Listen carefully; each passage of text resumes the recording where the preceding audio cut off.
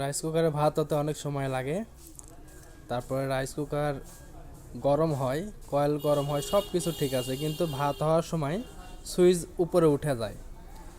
বারবার সুইচ নামাই দিচ্ছেন বা সুইচটা অন করতেছেন, তারপরেও সুইচ উঠে যায়।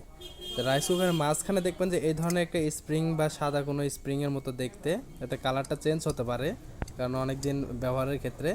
তো এই যে এই পুরো যে কয়েলটা দেখতে পাচ্ছেন, এটা ম্যাগনেট বা ম্যাগনেট কয়েল বলে থাকে। এটা কিন্তু নষ্ট হয়ে যায়। এটার ভিতরে দেখেন আমি এটা চাপ দিচ্ছি, আটকায় যাচ্ছে, এটা কিন্তু আবার উঠায় নিচ্ছে, উঠে আসতেছে। তার মানে এটার ভিতরে একটা চুম্বক আছে, এই কারণে এই সুইচটা বা নপের সাথে লাগানো থাকে, এটা আটকে রাখে। এটার একটি হাই টেম্পারেচার ধরে রাখার মতো, মানে গরম সহ্য করার মতো একটা ক্ষমতা থাকে, যা 100 ডিগ্রি থেকে 110 ডিগ্রি সেলসিয়াস পর্যন্ত আনুমানিক।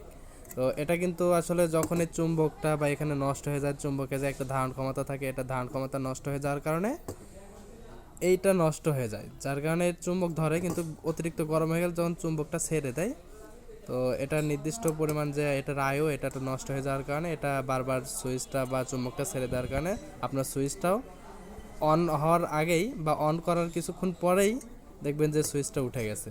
যতই আপনি সুইচটা অন করেন, এটা কিন্তু থাকে না। তার মানে এই ম্যাগনেটের সমস্যা। অনেক সময় আছে কালো মাইক্রো সুইচ বা এটার হচ্ছে ইয়েটারও সমস্যা থাকতে পারে, যেমন হচ্ছে রেজিস্ট্যান্স, বা এটার সাথে আপনার হচ্ছে ইয়েটা থাকে, যেটার নামটা আমি বলতেছি আপনাদেরকে, থার্মোস্টার বলে থাকে। এই থার্মোস্টারটাও কিন্তু নষ্ট হয়ে যায়।